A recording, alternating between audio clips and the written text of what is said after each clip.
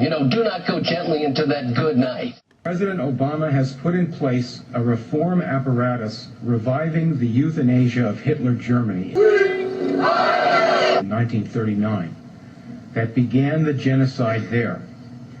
The apparatus here is to deny medical care to elderly, chronically ill, and poor people, and thus save, as the president says, $2 to $3 trillion by taking lives considered not worthy to be lived, as the Nazi doctors said. Dr. Ezekiel Emanuel and other avowed cost cutters on this panel also lead a propaganda movement for euthanasia headquartered at the Hastings Center, of which Dr. Emanuel is a fellow. They shape public opinion and the medical profession to accept a death culture such as the Washington state law passed in November to let physicians help kill patients whose medical care is now rapidly being withdrawn in the universal health disaster. Dr. Emanuel's movement for bioethics and euthanasia and this council's purpose directly continue the eugenics movement that organized Hitler's killing of patients and then other costly and supposedly unworthy people. Dr. Emanuel wrote last October 12th that a crisis, war, and financial collapse would get the frightened public to accept the program. Hitler told Dr. Brandt in 1935 that the euthanasia program would have to wait until the war began to get the public to go along. Dr. Emanuel wrote last year that the Hippocratic Oath should be jumped. Doctors should no longer just serve the needs of the patient. Hoche and Binding, the German eugenicists, exactly said the same thing to start the killing. You on the council are drawing up the procedures list to be used to deny care, which will kill millions if it goes ahead in the present world crash.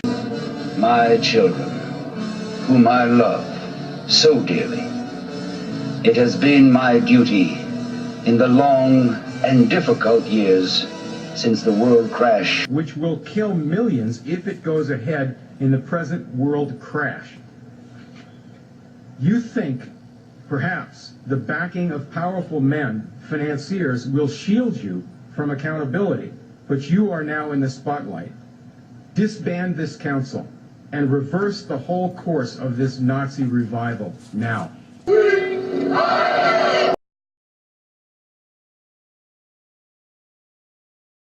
There's been an accident, an explosion. It looks like Matilda has been blown totally... Correction! Matilda has made an impressive score. Verichip, subsidiary of publicly traded Applied Digital, has added Tommy Thompson to its board of directors. The company hoping the former Health and Human Services Secretary can help accelerate the use of RFID for healthcare and security applications. Joining us to discuss the future of RFID and his plans for Verichip, Tommy Thompson, former Health and Human Services Secretary, and Scott Silverman, Chairman and CEO of Applied Digital.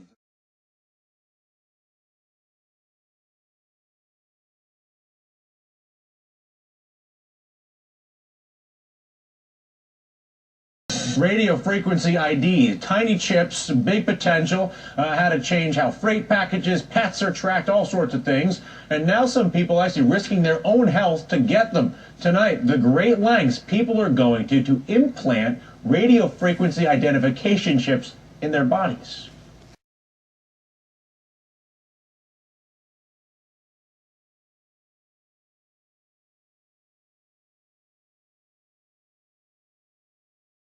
The Verichip technology is extremely useful in being able to quickly link the patient's vital medical information and contact information to the staff that's taking care of that patient to provide them the most timely and most efficient care.